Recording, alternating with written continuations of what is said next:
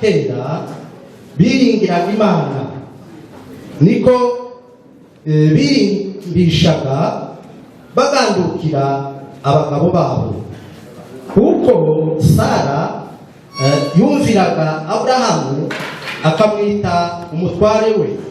Namwe muri abana b'ubu, nimba mukora neza ntimugire ubwoba bubahamura.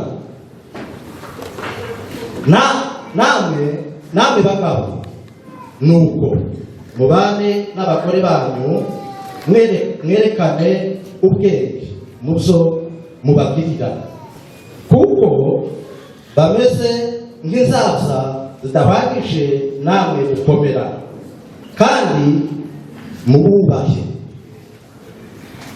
nk'abaraganwa namwe ubuntu bw'ubugingo, kugira ngo amasengesho yanyu ye kugira inkomyi. Amen. Muratubabaza cyane, ibintu agenze neza byihangane rwose, kandi ntabwo ariko itorero ryacu risanzwe. Ubundi twari dusanzwe dukora ibintu neza ku masaha akwiriye, ku saha ya saa yine twagaza tuba dutangiye, ariko nyine hajemo kirogoya, niyo mpamvu ibintu bitashoboye kugenda neza. Rero muzihanganire, nta kundi zogenda, ibintu bisa bikorwa uko biri.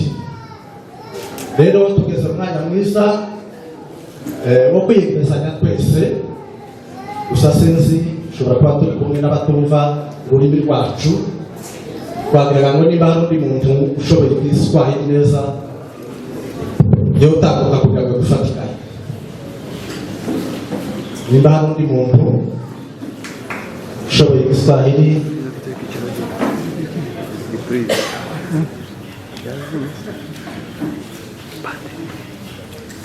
tugeze ku mwanya mwiza rero kuko twatubivuze kwiyegerezanya. Ni nafasi nzuri kama vile tumesema ya kukaribisha ibada yote. Tuyegereje itorero ryacu, tunalikaribisha kanisa letu, itorero rya IPC, kanisa la IPC, itorero dusengeramo, kanisa ambalo tunashiriki, itorero rya Espoir ambapo kijana Espoir anashiriki pia, itorero rya Gato, hata ndugu Bili anashiriki. Turabiyegereje mwese, tunawakaribisha nyote, duhereye ku bana batoya, kuanzia kwa watoto wadogo, urubyiruko rw'abahungu n'abakobwa, wanalika wasichana na wavulana. turavuze ngo mwegere hano mu nzu y'Imana. Tunakaribisha watumishi wote, kuanzia kwa ushers, abadiakoni, deacon n'abandi bose na wengine wote bakuru b'adepartement ambao wanafanya kwenye department tofauti. Mwese turavuze ngo mwegere hano mu nzu y'Imana, n'Imana ikuhana mu nzu. Yote tunasema karibu katika nyumba ya Mungu na Mungu awabariki. Nano tunakaribisha abashumba bacu, Tunapenda tunawakaribisha wachungaji wetu abashumba bagize itorero ambao wanafanya kwenye kanisa hili. turi kumwe na refera Naye mchungaji n'abandi bapasiteri dukorana, hata pastors wengine, bavandimwe, ndugu zetu, bakozi b'Imana, watumishi wa Mungu. turavuze ngo mwegere hano mu nzu y'Imana, n'Imana Sema karibu katika nyumba ya Mungu na Mungu atubariki pamoja. nanone twegereje umuryango wa Gato, Tunakaribisha familia ya ndugu Bili n'umuryango wa Espoir, na familia ya Espoir, ndetse n'amatorero ataramwe, na hata makanisa yote ambayo yamehudhuria hapa.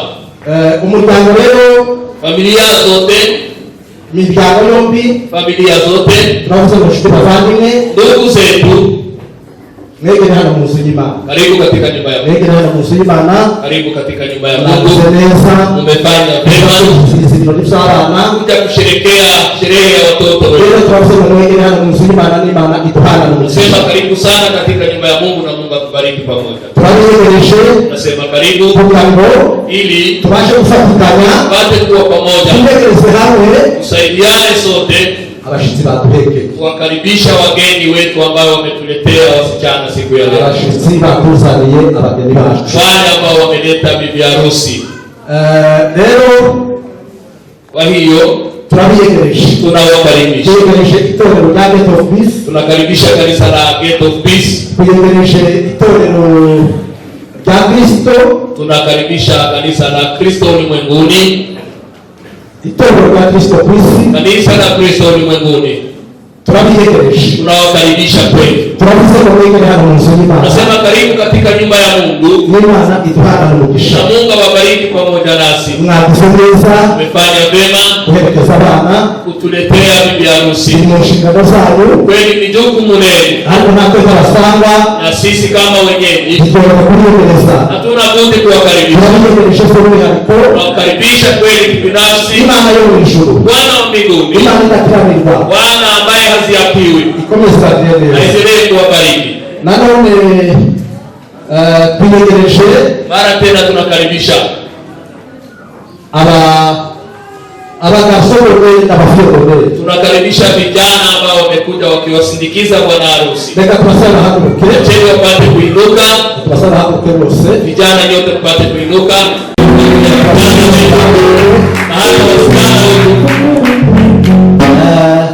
Murababona mumewaona bambaye neza, wanapendeza, wako smart, baraberewe kweli wanapendeza rwose. Bambaye ariko basanzwe bambaye na vile watu wanaona wamoja wakija, ariko reka dushimire umushumba. Lakini hawa waleo kweli hata wachungaji wabana nabo tuwashukuru kwa sababu wachungaji wanakuwa na wao icyerekezo cyiza, hata waelekeza kweli vizuri, bambaye neza, wamevaa vizuri kabisa, mwagize neza, wamefanya vizuri, kandi tunawakaribisha na tunawakaribisha hapa nyumbani mwa Mungu. Tunasema Imana yo mwishuru ibahamugisha. Tunasema karibu na Mungu awabariki.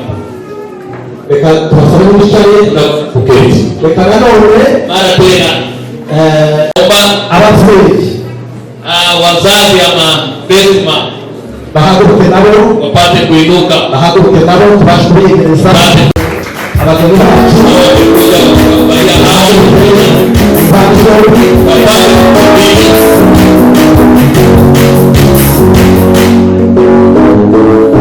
murabona kuyegereza mwagize neza, umefanya vema kandi mwashikirije kweli, mmekuja kwa wakati, kosa rwose nta kandi bwavungeho, sababu hamjafanya kosa lolote, kosa rifitaho bwavunge na mahali nafasi imepotea. rero tunayegereza mu nzu y'Imana, katika nyumba ya Mungu, tunaanza kumwegereza mu nzu y'Imana. Sema karibu katika nyumba ya Mungu. Imana iduhana Mungu umugisha. awabariki pamoja nasi. Tubasaba mwicare Naweza kuketi. nanone reka dusaba abakwe bahaguruke, Bwana harusi wapate kuinuka, abageni bahaguruke, na hata bibi harusi kweli wamebadilika. Imana yabateye iteka. Mungu amewabariki leo, Rero natwe twishimiye na sisi tumefurahia abana bose mutyo na kuwaona vile mulivyo siku. Imana yabateye iteka. Kuona vile Mungu amewabariki tunayafurahia. Rero turayegereza by'umwihariko, Tunawakaribisha kweli binafsi, turayegereza by'umwihariko, tunawakaribisha kweli tukoma mu mashi, tukipigia Mungu makofi.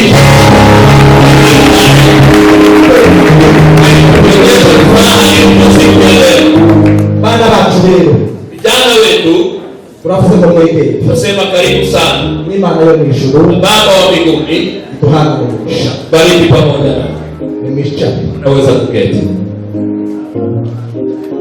murakoze cyane. Asante sana, asante. Twavuze gukomeza gukora twihuta, Tumesema na wewe tutajaribu kuharakisha, nanone na sasa kuko twari bahiriye kama vile tumesema ariko n'ijambo ry'Imana ryiza. kweli ni neno la Mungu zuri. Petro yabwiye ubwoko bwabo, ameliambia taifa lake, bari baratatangiye mu mahanga, walikuwa wameenda kwenye nchi tofauti.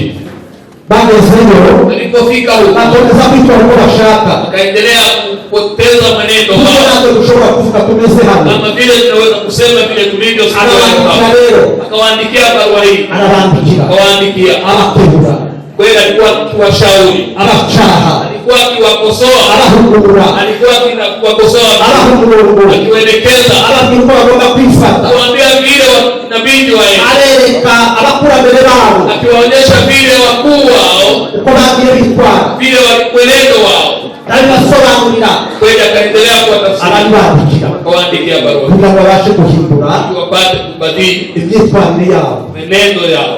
Rero Kwa hivyo bana bacu vijana wetu basoma ijambo ry'Imana, mmelisoma neno la Mungu. namwe nimushobora no kugira mu mago, Nyinyi hata mkifika nyumbani mushobora kurasoma. naweza kusoma nafasi hiyo. Ikindi nanone Na mara jambo hari lingine, umushumba kuna mchungaji uza kutubwiriza ambaye anakuja kuhubiri na ndetse kuhubiri nasezeranya na kuunganisha ndoa. araza kugira icyo akora.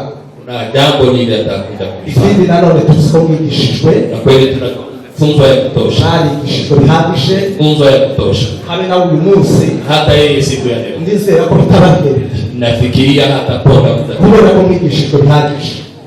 Uyu munsi no kumva indahiro zanyu, Ni kama ni siku ya leo ni ya kusikia nadhiri ariko zangu. si umwanya wo kuhigisha Na cyane. si nafasi kweli ya kuja kuhubiri. Rero murakoze cyane, Kweli tumefanya vyema. Imana yo mu ijuru iduhana umugisha. Bwana wa mbinguni awabariki Reka sana. rero dusabe Tuombe abaririmbyi, waimbaji,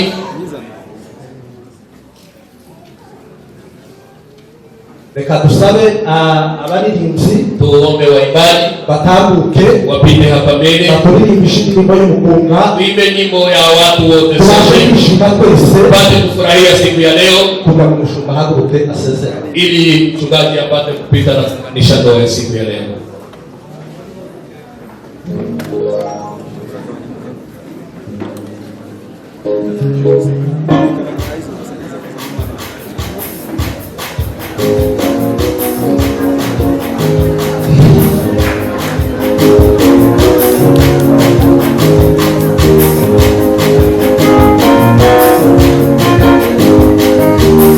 Simame nawe moyoni daima, simame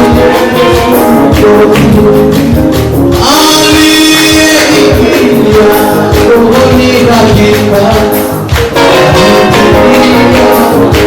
uzima moyoni, uzima ni Yesu,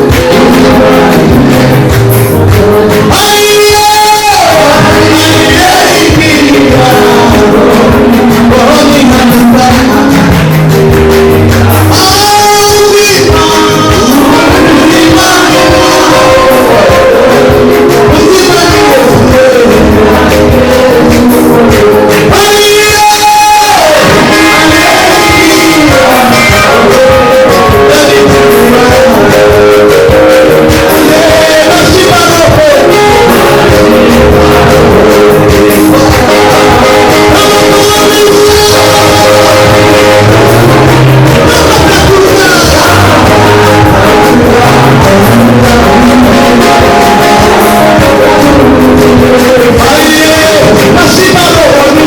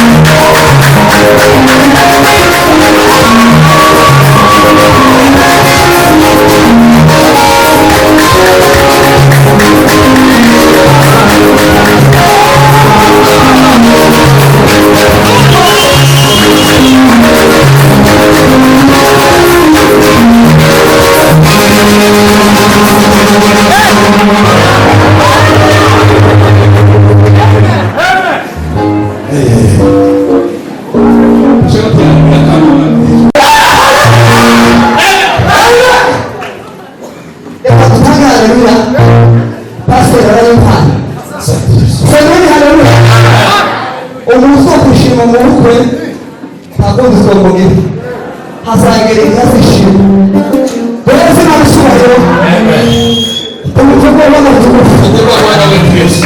ashishura Apewe sifa. bose nabishobora Tukufu Yesu Kristo. bose nabishobora haleluya haleluya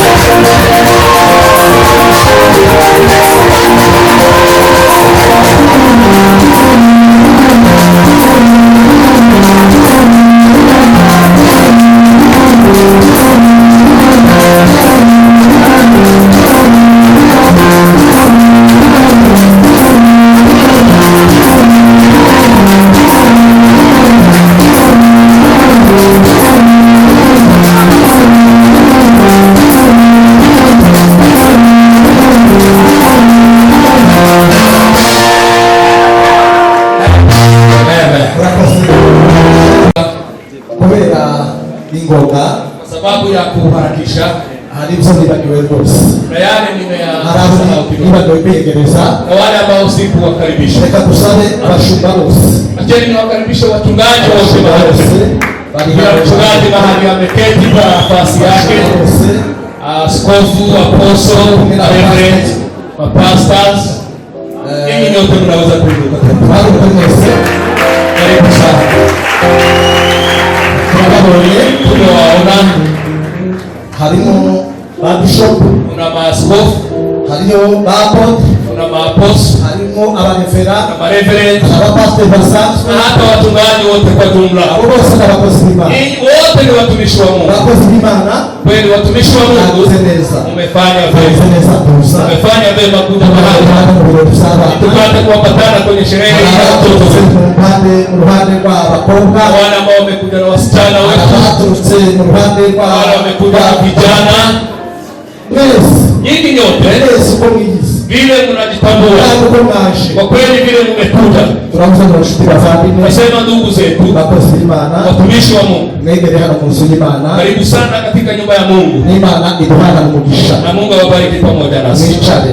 Naweza kuketi. Nanone Na mara tena sinifuza kwiyegereza imiryango y'abakobwa sitakaribisha cyangwa se y'abageni ama ya bibi harusi. namwe nshuti bavandimwe, Kweli familia zote mwese mw'iyi si vile ambavyo mmejitambua, turabizi ko muvuye mu miryango ibiri tunajua mmetoka familia tofauti ndetse no mu matorero na hata kanisa atandukanye. tofauti. Kweli Mwese turavuze ngo mwegere hano mu nzu nyote y'Imana, tunasema karibu katika nyumba ya Mungu. n'Imana iduhana umugisha. Mungu awabariki pamoja nasi. Murakoze cyane. Asanteni sana. Reka dusabe mushumba Acheni tumuite mchungaji atambuke apite hapa mbele, apate kuunganisha ndoa yetu ya siku ya leo.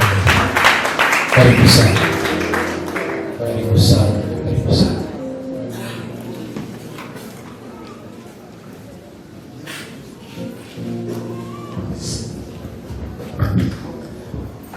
Kanone utwara turi kumwe cyangwa se uwo barakuvuga Igiswahili aze, Acheni tuendelee kwa nafasi hii.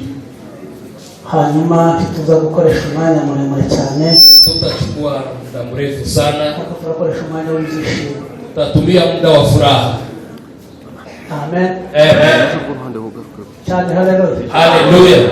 Umwanya munini Muda mrefu udafite ibyishimo ambayo haina furaha ntacyo watumarira, haiwezi kukusaidia, ariko umwanya muto bali nafasi fupi ufite ibyishimo ambayo ina furaha iyo ufite ikimaze. kweli ni wa maana. Sasa Amen. Amen. Ubukwe bwa Gatobili Harusi ya ndugu Gato Bili ni ubukwe bwa Espoir, na hata ndugu Espoir ni amakwa tunesheje cyane ni harusi ambazo zimetufurahisha sana kandi cyane, na tena sana.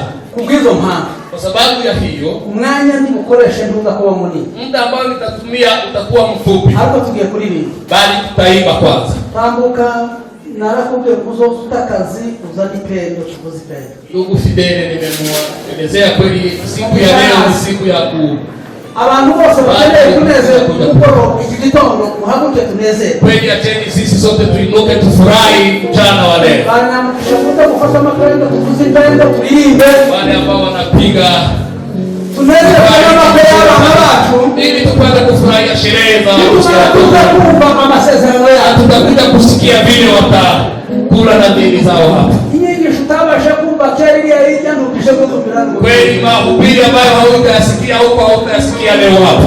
ubashaka umukumba wawe ntuba gukora utuntu Cheza keyboard yako vile unacheza. aho turanga umuntu wese wumva ko agomba kuririmba umwanya Yule ambaye anajihisi kuimba nafasi hii, tunezererwe Imana mwese tumfurahie Mungu kweli. mwanya muto kabisa Nafasi ndogo tumfurahie Mungu.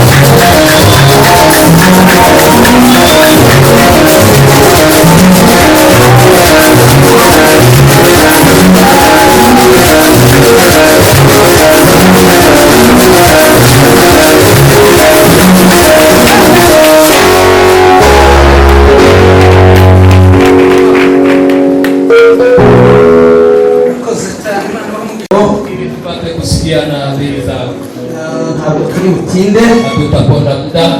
tugiye gukoresha no gusoma. Ambacho tutafanya sasa ni kusoma, tutasoma peke yake, Hanyuma niturangiza tuzakumva.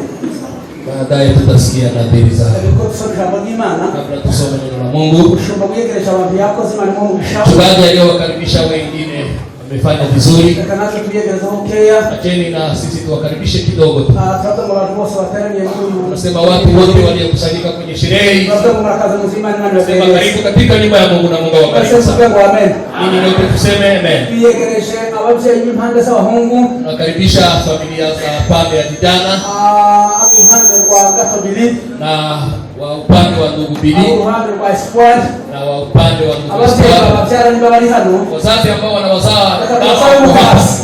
muinuke tuwakaribishe. Ababyeyi bababyara reka tubasabe mu hasi. Wazazi wa kuwazaa kama mko hapa, mnaweza kusimama. Yego. Yes. Ababyeyi Wazazi, twari dusubiyemo kugira ngo dufatanye namwe kunezerwa. tulikuwa tunayarudia haya ili tupatane sote kwa Urugendo furaha. rwageze n'urugendo rurerure. Safari hii ambayo mmetembea ni ndefu. Kureba umwana wavutse Kumlea mtoto tangu akageza alipozaliwa kuri uyu munsi kufikia nafasi ya leo ni urugendo rurerure. ni safari ndefu. Umuntu utubaza telephone Ukituuliza sisi hatuwezi ariko kutambua, murangutse. bali ninyi mnajua hayo. Kubera rero ko dufatikanyije namwe ibyishimo Sababu byinshi. tumesaidiana siku ya leo kuwa na furaha sote, Mukabaho kunezerwa. tuwe pamoja kwa furaha. Acheni niwaombe sote tupigie makofi mazuri sana. Amen. Amen. Haleluya. Turi kumwe nanone n'ababyeyi b'abakobwa Tupo pamoja na wazazi wa pande hizo chache, bose uko bangana. wote vile walivyo. Reka nsaba ababyeyi bababyara bahaguruke. Taomba wazazi wale wa kuwazaa wapate kuinuka, Dufashe muhaguruke mwese mu mpande zose. wapate kuinuka kwa pande zote mbili. Yes. Babyeyi mwagize neza. Umefanya vizuri kweli. Kubyara umwana mukamurera. Kuwazaa watoto na kuwalea.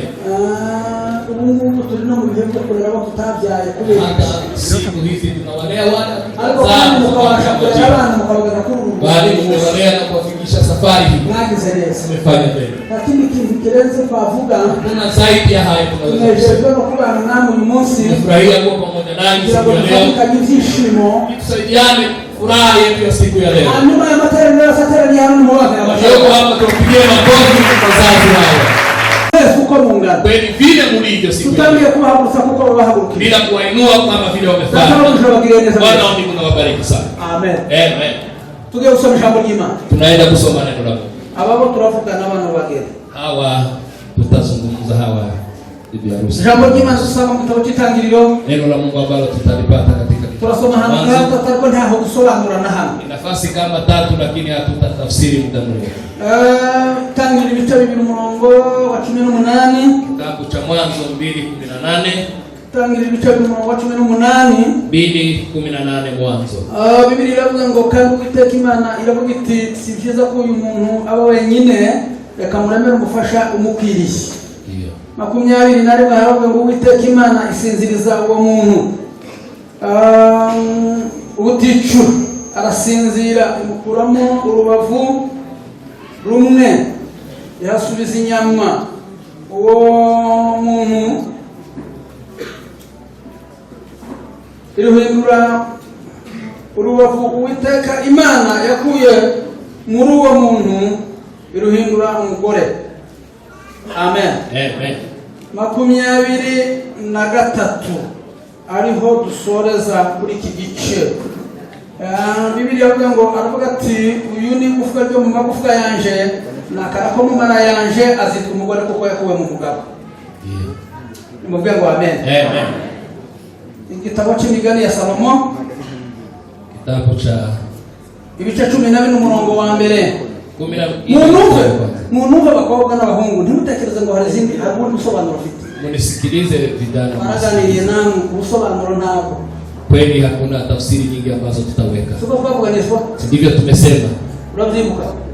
Twasomye 14. Bibiliya iravuga ngo 14. umugore w'umutima wese yubaka urugo, ariko umupfu we ararusenya. Amen. Amen. Twavuyeyo twasomye urwa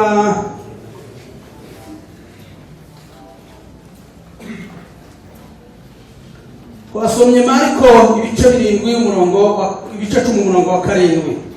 Marko ibice 10 umurongo wa 7. mlango wa 10 mstari wake wa 7. Nico gituma umugabo 7 Bibiliya avuga ngo nico gituma umuntu azasiga se na nyina akabana n'umugore we akaramata, bombi bakaba umubiri umwe, bigatuma baba batakiri babiri ahubwo baba babaye umwe, umubiri umwe. Nuko icyo Imana yateranije cyakagire uzagitandukanya. Amen. Amen. Muvuge ngo amen. Amen. Aya ni amagambo y'Imana twumvise tutari buze gusubiramo. Haya ni maneno ya Mungu tumeyasikia ambayo tutarudia. Si byiza ko uyu muntu aba wenyine. Biblia imesema si vema mtu huyu awe peke yake. Umuntu Biblia yarivuze n'umugabo, ambaye Biblia imemuita mtu ni mume. Mungu yari Imana yari yaremye Adamu wenyine. Kusani la Edeni Mungu alikuwa amemuumba Adamu mwenyewe. Murabiza kurema Adamu wenyine. Kumaliza kumuumba Adamu mwenyewe. Iravuga ngo si byiza ko aba wenyine. Nasema si vema aishi peke yake. Kandi Imana ntiyari naniwe, niko na Biblia ivuga nta mwuka yari uzo kure mu wundi muntu. Kweli Mungu hakuwa amekosa pumzi ili apate kumuumba mwanadamu mwingine. Ariko kugira ngo bazozari kuruzaro kuba Imana bituma imukura mu mugabo, bali ili wapate kuzaa uzao ambao utamheshimu Mungu, ikamtoa mke wake ndani ya Bwana. Lazima nitubahe. Mpe Bwana utukufu. Tunakuwa ngo amen. Amen. Hicho chatumye Imana itongera kure mu mubiri. Hiyo ndio sababu Mungu hajamuumba mwanadamu tena. Iraongera imukura mu mugabo, ikamtoa ndani ya mume. Nta mwuka yari gusa. Hakuwa amekosa. Ubebe yakoresheje bwo kurema Adamu. Muumba Adamu hata bali ili wapate kujifungua uzao ambao utamheshimu Mungu. Akasema ache mukure mu mugabo, mtoe ndani ya mume. Muri wa muntu yatugende Ndani ya mtu yule ambaye amesema si vema mtu huyo awe peke yake. Nta mpamvu yo kuba wenyine. Si vema kweli awe peke yake. Ahubwo tugomba kumurega mufasha gukira. Bali inabidi tumfanyie msaidizi wa kufanana. Imana irabayepa. Mungu akamuumba arimo mwebwe. Na ndiyo nyinyi si vema. Biblia inasema umugore mwiza, mke mwema, umugore muzima. Mke mwema. Imana ivuze umugore mwiza. Kweli neno la Mungu likisema hivyo mwema, kama ikavuga umugore muzima, ama iseme mume mke ambaye anastahili, ivuga ko hariho n'ababiba. Inamaanisha kuna wale wengine ambao si wema. Umugore mwiza sayuba kurugo. Nasema mke mwema hujenga bomba lake. Ariko ngo umupfapfa karusenya. Bali mjinga bomoa bomba lake. Akoba niko twaganiriye namwe ndio tunazungumza na ni kweli nimewaambia. Nabahaye Biblia murafata murasoma mwenyewe. Nimewapea Biblia mkachukua na kusoma wenyewe. Nukuvuga umugore w'amafuti. Inamaanisha mke mjinga. Umugore utagira umuco. Mke kweli ambaye hana tabia. Umugore utagira umutima. Mke ambaye hana moyo. Azasenya urugo. Huwa anaharibu bomba lake. Ariko umugore muzima, bali mke mwema ndio yubaka urugo. Najenga bomba lake. Amen. Amen. Hallelujah. Hallelujah. Biblia yavuze ngo bari babiri. Biblia inasema wale ambao walikuwa wawili, yabagize kuba kweli amewafanya kuwa kitu kimoja. Kandi ngo ikimana yahuje, na kile ambacho Mungu ameunganisha, kama na Mungu kwamba kukitana, wanadamu hawezi kukitenganisha. Kubera ko abantu bazokwijira ba, sababu kuna wale ambao wanaingia kwenye mambo ya wengine. Kuna kushaka arukunanirwije, mtu anashindwa mambo yake, au kuwa washoborisha abantu, bali anasikia anaweza kuweza mambo ya wengine. Niko abantu wako kugira umuntu. Ndio watu wa sasa wanafanya. Ibyabo byarakunani. Yako yamekushinda. Bibuza ibyabo byaranani. Kama wewe unajua kweli yako yamekushinda, uhora mu bibazo bya buri gihe, na unakaa kwenye shida kila siku, rekana n'abandi, achana na wengine. Biblia yavuze ngo abari babiri. Biblia inasema wale ambao walikuwa wawili wamekuwa mtu mmoja sana. Kandi ngo ikimana yahuje, na alichokiunganisha Mungu. Abamusi ngo byede. Kweli kwenye bustani la Edeni, nta muntu ugomba kugitandukanya. Hakuna yule anaweza kutenganisha. Ubwo ni ukuvuga ngo umugore muzima azayubakuru. Ni kusema kweli mke mwema na njema. Kandi ikimana yahuje nta wakita. Na kile alichokiunganisha Mungu hakuna anaweza kutenganisha. Na ni hayo tunaenda kusema. Mungu awabariki. Tugeze mu mwanya wo gusezeranya baba. Tunafika muda mzuri wa kuunganisha ndoa. Abantu batuzanira gato bili, wale ambao watamleta ndugu kijana, abantu batuzanira espoir, wale ambao wataleta ndugu espoir, ni mwahamuzi wapate. Tutakuja kusikia mchungaji akiomba.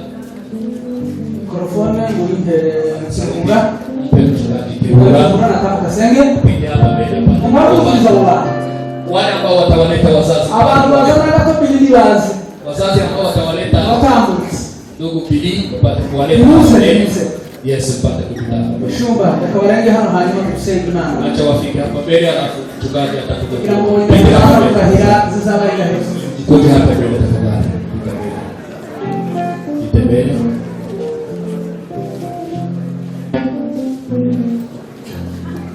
Igirani kugeza.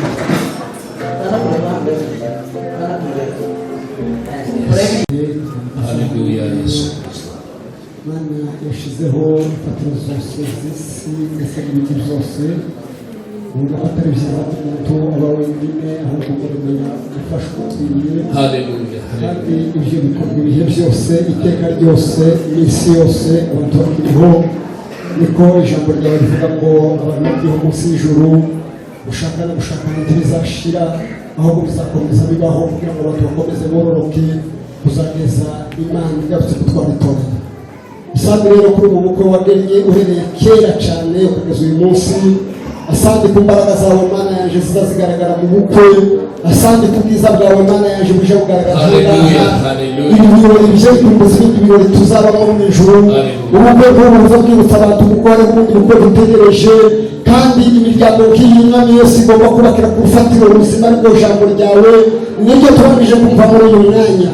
Reka ujye bagiye gusezerana Mwami Yesu mu ndahiro dusaba ngo izi ndahiro ntizibe izo kubafunga ahubwo izi ndahiro Mwami Yesu zimubwirutse no gutuma bakomeza kubana neza ibihe byose kandi ujye bagiye kurahira imbere yawe Mwami Imana yanje tuzi ko umwuka wera n'imbaraga z'umwuka wera n'ubwiza bw'Imana aribyo bizadufasha abantu kugira ngo imirimo yose n'iminsi yose kubana kwabo umwuka wera n'imbaraga z'Imana n'ijambo ry'Imana bizabishobora kubakira abantu bawe.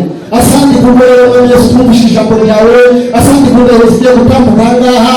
Asante kubera urugo rw'uyu munsi.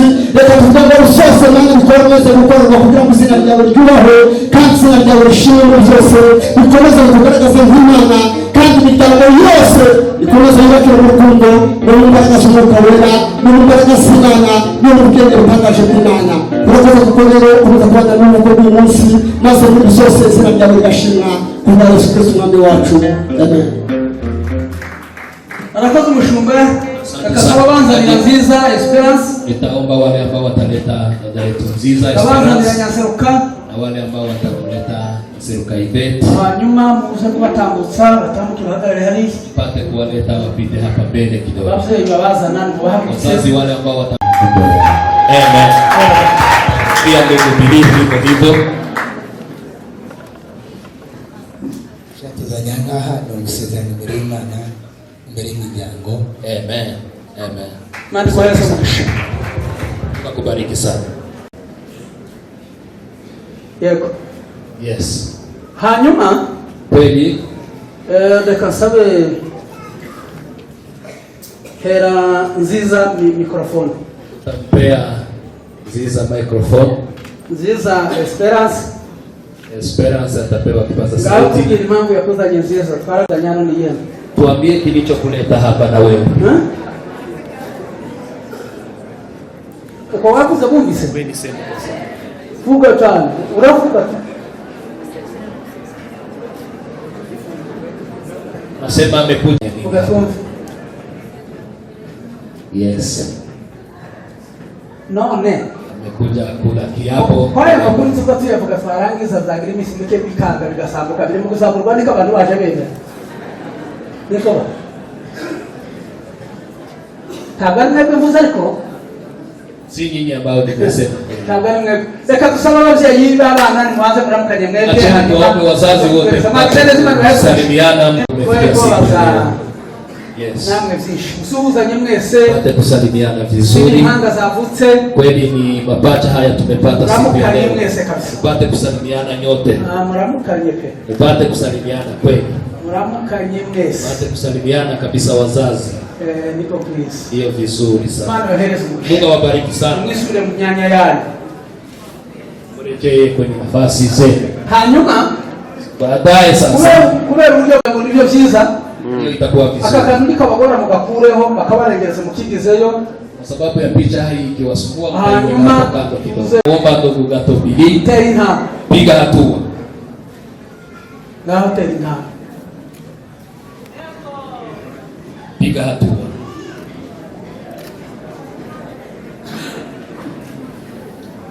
Ivete Dada Ivete, ko birateye imwe ntabwo uratera imwe muhumure korura wachukue maua hayo, ufashe urura wachukue maua hayo. ngaho tera ndera Piga hatua moja nione kabisa.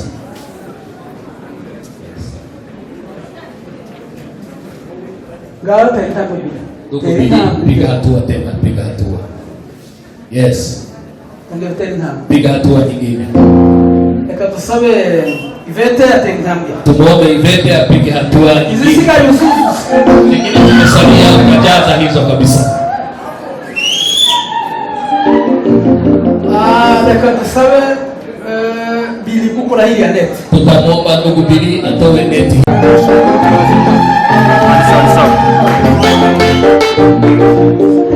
pale niingira inyuma na maneno niingira Yes, inyuma usonge kando. Yes.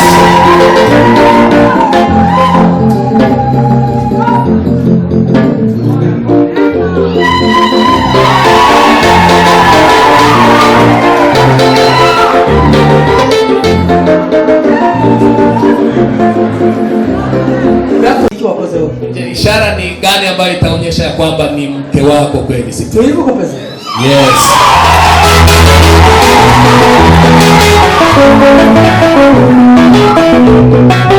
Acheni tuwapigie makofi mazuri sana. abahezi ndahi Acheni wape yapo, nimumara murebe iriya mu bakirisi alafu mtatizama huko kwenye Wakristo, murebe iriya abaheza mikorofone ivuga napewa kipaza sauti ambaye ibyo muri biri muri byinshi twasezeranye namwe wowe Gato Bili nagutoranije wewe Nyaseruka Ivete mu bakobwa bose bo mu isi kuba umugore wanjye w'isezerano imbere y'Imana. Nzagukunda, nzakwitaho, nzakwihanganira mu byiza mu bukire no mu bukene, ntakizantandukanya nawe icyo ari cyo cyose usibye urupfu. Ndahiye imbere y'Imana n'imbere y'abakozi bayo n'imbere y'ababyeyi bacu n'imbere yawe bwite ubyumvira kandi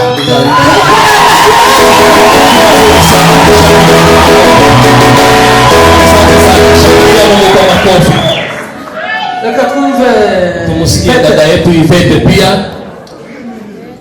Ivete adutoranije wowe Gato Bili abahungu bose bo mu isi kuba umugabo wanjye w'isezerano imbere y'Imana.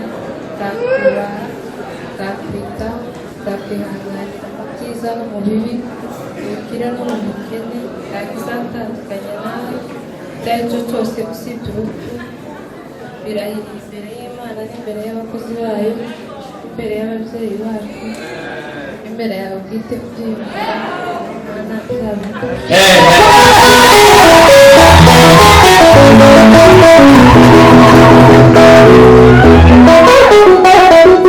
Asante sana, asante sana.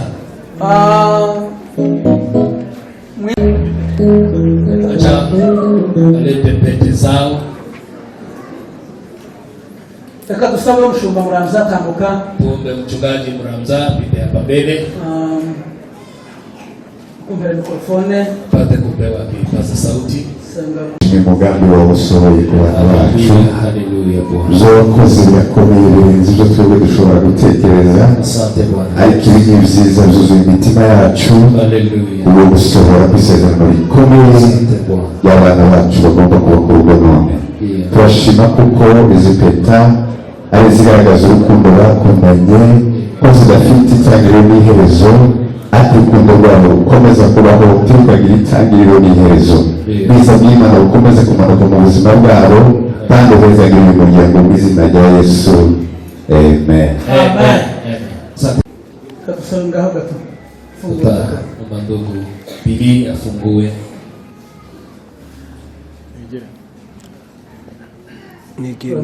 mwandike Toa pete yako ile ambayo utamvika.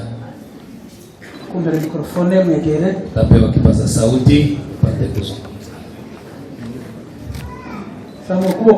Inua mkono juu. Tobiri Iyo. kwambitse impeta y'urukundo, nagukunze mu bakobwa bose bo ku isi, nzagukunda, nzagukundira umuryango, nzagukundira abavandimwe, Imana izabifasha.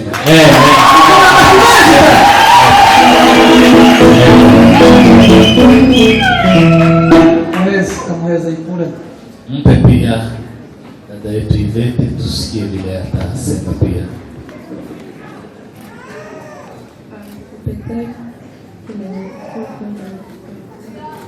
Bagukunda, bakubaha, bakubaha imiryango, bagukundira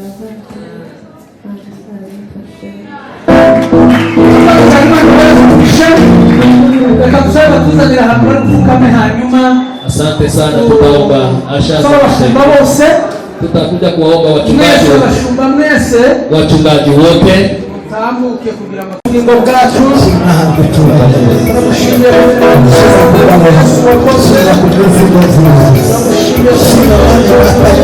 neza yawe nami Yesu Kristo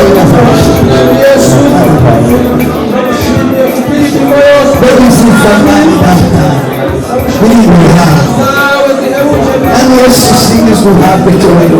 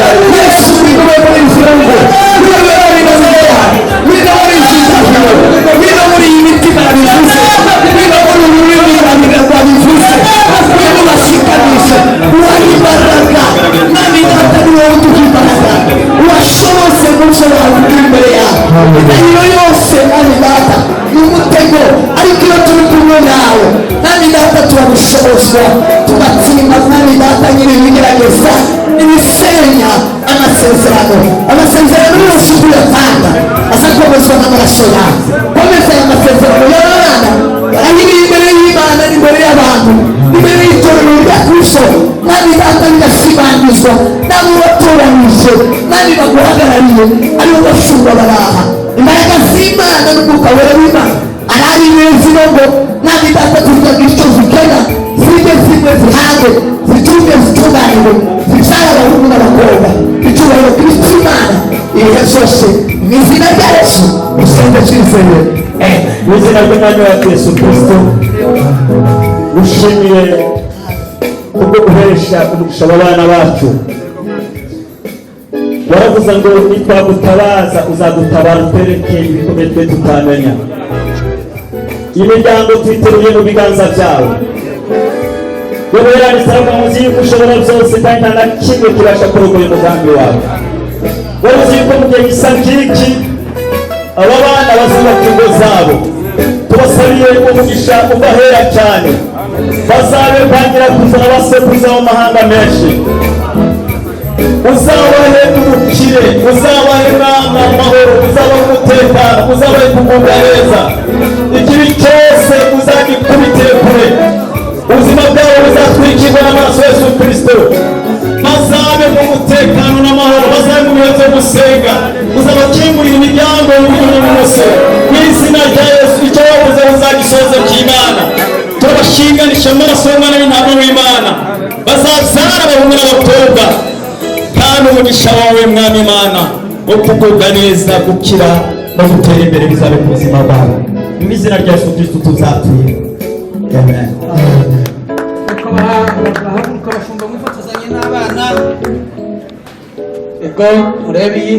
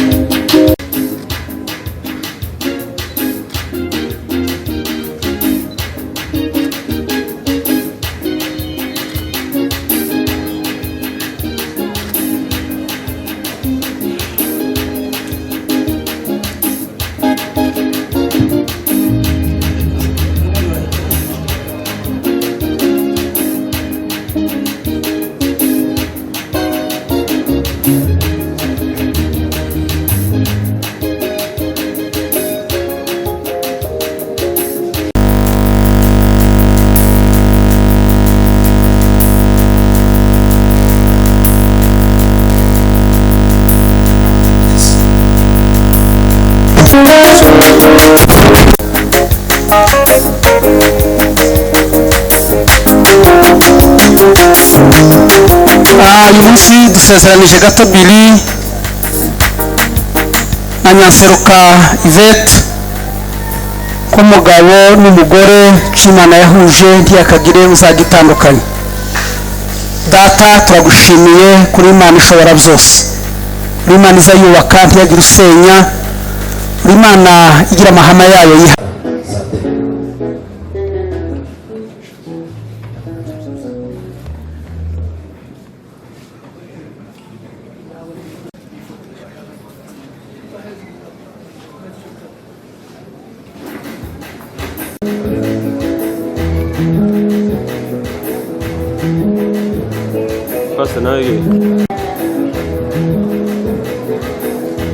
Yes.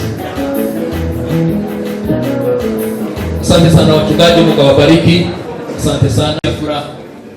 Kubera ko twagize ibirori by'abana bacu, Kwa sababu tumekuwa na sherehe ya watoto wetu. twari dusanzwe tugira ibirori by'umuntu, Tulikuwa nafanya harusi ya mtu mmoja, ariko twagize ibirori by'abantu babiri. bali leo tumefaidika ni ari wawili. ibyishimo bikomeye. Kweli ni furaha kubwa. Imana yo mu ijuru yakoze ibi bintu ihabwa Bwana wa mbinguni aliyefanya haya apewe utukufu. ni umunsi uteye ishema ku Mana, Ni siku ambayo imependeza mbele ya ni Mwenyezi umunsi Mungu. uteye ishema ku itorero, Ni siku ambayo imependeza kwetu ni kanisani. umunsi uteye ishema ku miryango iri Kweli ni siku ambayo imefurahisha kwa familia zote ambazo tunamuinulia Mungu utukufu kwa yale natwe nk'abamama ba IPC, kama wamama wa kanisa la IPC. turashima Imana kuko twongeye kunguka. Tunamshukuru Mwenyezi Mungu kwa sababu Tubonye abamama tumefaidika. bagenzi bacu Tumewaona wamama ndugu zetu kandi turabiyegereje. na tunawakaribisha. Imana yo mu ijuru Bwana wa mbinguni izabakoreshe kweli apate kuwasaidia kufanya kile ambacho amewafanyia kufanya. Ntabwo turi gutinda, reka dusabe ababyeyi babo basore bacu Kama vile tumesema, tutaomba wazazi wa kuwazaa hawa babashe kuhaguruka vijana wetu wapate kupita hapa mbele, tuwapee zawadi zetu kugira ngo ducunguze uburyo umwere. ili tupate kukomboa muda wetu. Karibu sana wazazi wa kuwazaa wa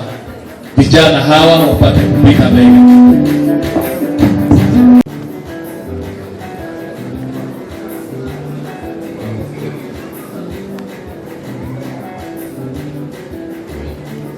Yes, asante sana wamama, asante sana. Ongea wakoze cyane, Imana ibahe umugisha. Asante sana, Mungu awabariki sana. Abamama nabo bafite impano, Wamama wana zawadi pia, nibatambuke nabo batanga impano, mpite mbele mtoe zawadi yenu, hanyuma wafotore, watawapiga picha. muhagarare neza, Msimame vizuri, mjipange. mutange impano. Yes, mtoe zawadi wamama. Imana ibahe umugisha. Asante sana, Mungu awabariki sana. Asante, karibu Reverend. Mmefanya vema kabisa, karibu sana Reverend. Barakoze cyane. Asante sana mchungaji. Dufashe uyu mwanya dushima Imana, Tumechukua nafasi hii kumshukuru Mungu kubw'ubukwe bw'abana bacu. kwa harusi nzuri hii ya watoto wetu. Ni umugisha ukomeye cyane, Ni baraka kubwa sana. rero dushimiye ubukwe bwa Nyanseruka, yari umukristo mwiza. Tunamshukuru kweli dada yetu Nyanseruka alikuwa ni Mkristo mzuri. Twaramushuje, Tumemuongoza kuva aje muri kino gihugu, kuanzia wakati alipofika kwenye nchi hii, Imana imufashije rero agakora ubukwe bwiza hamwe n'umugabo we, na Mungu akimwezesha kufanya harusi hii nzuri na mmewe. Imana ishimwe cyane. Kweli Bwana apewe sifa. Hanyuma dufite impano twamugeneye, Tuna zawadi tuliyomwandalia. itorero ryacu iyo dushingiye umuntu tumuheza impano. Kanisa letu mmoja wetu akifanya harusi tunampea zawadi ya mafaranga yo kubashigikira kugira ngo bakomeze urugo rwabo, ya pesa ya kuwasaidia ili wapate kuendeleza boma yao. reka nsabe abashumba bamuheze iyo mpano, Niombe wachungaji wapite mbele watoe zawadi hiyo, hanyuma nze kuvuga irindi ryanyuma. na mimi nitasema jambo la mwisho nikitamatisha.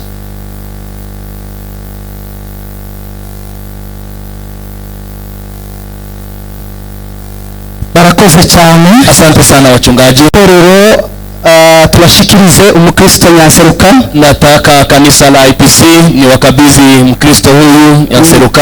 Mwakire nk'umukristo, Mpokee kama mkristo wenu kandi mwiza dutangira na mwema ambaye tumemshuhudia hapa. akoraga imirimo y'Imana kishishwe. Alikuwa anaokoka na anafanya kazi za Mungu tofauti. Imana ibagirire neza. Mungu awabariki sana. Katwakire Apotre. Acheni tumpokee Apostle pia aseme moja mbili. Asante sana. Asante sana. Nagira ngushimire Imana, reka nsome ijambo hano nahifu ryo gushima. Kweli nitashukuru Mungu kwa sababu nilikuwa nimeahidi nitashukuru kwa neno hili. Tangiriro ibice 259. Mwanzo 24 na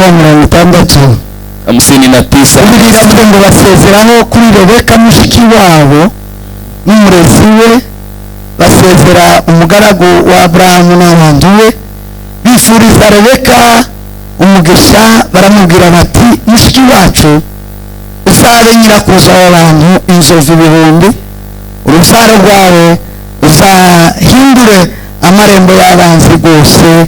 Amen. Nshimira Imana mu bice bibiri muranyanganira. Nitashukuru Mwenyezi Mungu kwa sehemu mbili. Nshimira Imana ku bw'itorero rya Kristo. Kwanza nashukuru kwa niaba ya kanisa la Kristo babashe kubana natwe muri bino birori, ambao wameambatana nasi katika sherehe bakaba baherekeje umwana na hata wamekuja kumsindikiza mtoto, kandi bakaba bamurubuye na wamempeana kwa kanisa lingine bagende yubaha Imana muri IPC ili aendelee kumtii Mungu katika kanisa la IPC, fanye kazi zake huko, kandi nawe yumve na yeye asikie anijwe na atii, abe muri itorero rya IPC, na aishi katika kanisa hilo la IPC. Abashumba bamumenye, wachungaji wamtambue, na kazi zake zionekane. Na washukuru kanisa la Kristo. Mungu awabariki kwa yale yote mlifanya. Bwana awabariki sana. Unaweza kurudi nafasi zenu. Nashukuru Mungu kwa ajili ya msichana huyu Nyanseruka, kwa kuwa amefanya harusi. Mimi amenifurahisha sana. Kweli amenifurahisha sana. Nikajihisi vizuri sana. Ninaomba shemeji pia ametoka USA. Reverend Rumenge apite mbele. Nashukuru Mwenyezi Mungu kwa sababu hii ndio nafasi yangu. Nashukuru kwa ajili ya msichana huyu kwa sababu amefanya harusi. Ni sister yangu. Yabyawe na data wacu se arahari na babake hapo hata sasa aramurera agesigiye yo mushingiye akamulea. Alipofika wakati wake wa kuolewa akakuja huku kwangu. Bindera ubwoba bwinshi. Kweli nikaogopa sana. Yajako amekuja na alikuwa ameposwa tayari. Hanyuma ashike arabenga yangu umugabo umuhungu wari umukuru. Akamkataa kijana alikuwa anataka kumuoa alipofika hapa. Nono yanze alipomkataa kijana ngira ubwoba bwinshi, nikawa na hofu sana. Au kurera bene norera uruhinja. Kweli kumulea kama huyu unaweza lea mtoto mdogo. Ndamwicaza ndamubaza ngo kubera iki wanze umuhungu. Nikamwambia kwa sababu gani umemkataa kijana kweli? Arambwira ngo ndamushaka. Akaniambia simtaki kabisa. Kandi ndi hano ngo wahungiye wawe. Na mimi nimekuja hapa kama yule ametoroka nikakuja kwako kweli ili nisiolewe. Mzee wacu ndamubwira ngo reka umwana. Nikamwambia mzazi muache mtoto. Mureke turebe aho muache tuone vile atakuja kuchagua mwenyewe.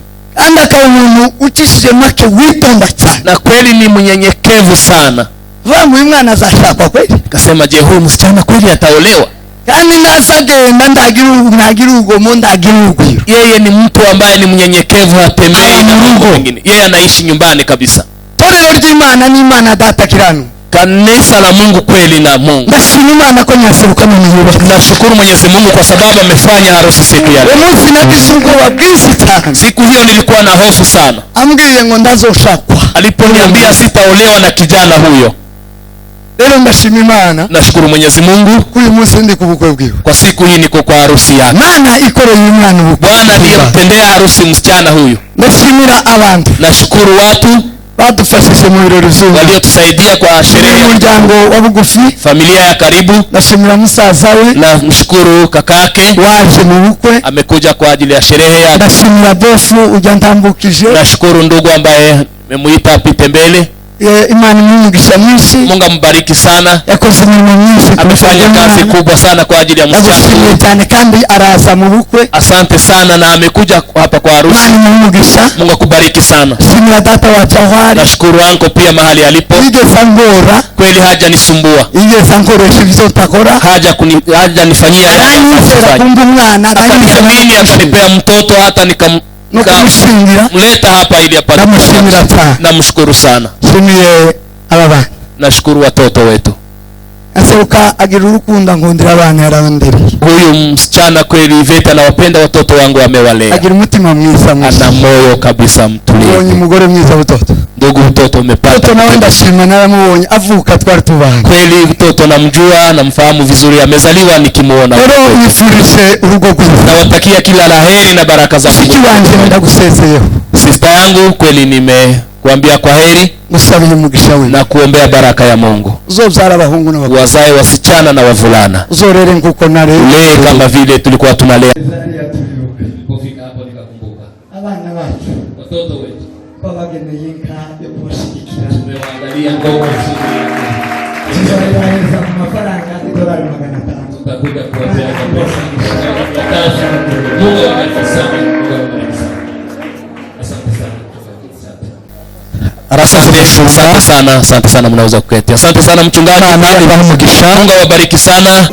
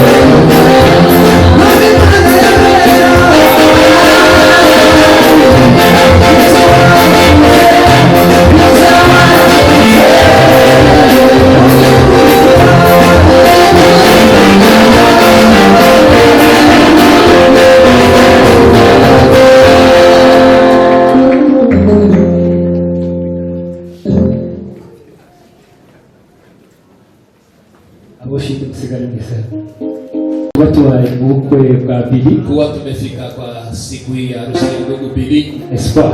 hata Espoir. Bili Ndugu Bili ni umuririmbyi wacu, mwimbaji wetu, aboneka gake kubera imirimo yo kino gihugu, kwa sababu ya kazi napatikana muda mchache sana, ariko ni umuririmbyi wacu wa ushindi, lakini ni mwimbaji wetu wa ushindi. tumufitiye impano, tuna zawadi yake. turi kumwe na mwene data Espoir. Na ndugu Espoir pia, Espoir ni president w'ikorali, huyu ni kiongozi wa kwaya hii ya ushindi. uyu ni umwaka ugira kane, ni mwaka wa 4. murabizi ko korali tugenda tugira manda y'umwaka ukarangira. Kweli wa uimbaji tuna mhula wa viongozi, ni ukuvuga ngo ayoboye imyaka 4. yeye huyu ni mhula wake wa 4 akiongoza kwaya hii. Tukagusa guhagaze neza muri makorali ya ushindi. Kweli kiongozi shupavu katika kwaya hii ya ushindi. Reka mbanze sawe tambuke tubanze duheze Bili, turabona guheza. Niombe tutoe zawadi ya ndugu Bili kwanza, alafu tutakuja kutoa nyingine kwa Evaneza.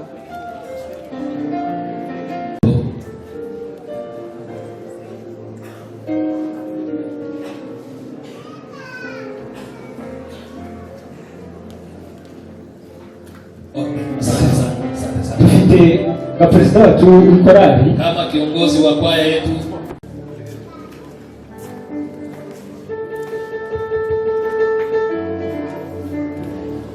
Reka dusabe abayobozi b'imiryango batambuke hano, tuombe viongozi wa familia kugira ngo baduhe gahunda y'umwanya uri munsi. wapite hapa watoe mwelekeo na programu yetu ya harusi. Familia ya Mpizi no kwa Gasinzira baduhekeye, na hata familia ya Gasinzira ambao wametuletea msichana. ibirori bikurikiraho, sherehe ambayo itafuata yetu ntabwo tubikorera hano, hatutakuwa hapa, turabikorera hirya muri Pise. tutaenda Pise mahali Espoir asengera, na ndilo kanisa Espoir anashiriki. waje mu ruhande rwacu yule ambaye amekuja kwa upande wa familia ya Mpizi, umuryango familia ya Mpizi na nyirani w'abana, mjomba zetu kwa Gasinzira na familia ya Gasinzira, abo bose hao wote turabana haya hirya kuwa hapa nyuma kwa kanisa la IPC. turanditse itorero, tunaalika kanisa la IPC, abavyeyi bashinga imana, wazazi ambao wameunganisha ndoa, tumuhekera hano, usibaki hapa peke yake, kugira ngo tuze kubana hari pamoja, wakuwe huko, wengine tuwe na wao hapa. Murakoze Maria. Asante sana, Mungu awabariki. Tupate kuandaa hapa, baada ya dakika hizo tutarudi hapa tena tuendelee na sherehe yetu, bila kusahau kuwashukuru wale ambao wameongoza mpangilio wa kwanza, walioongoza ibada, na hata yule ambaye ameunganisha, na nyinyi nyote ambao mmesherehekea.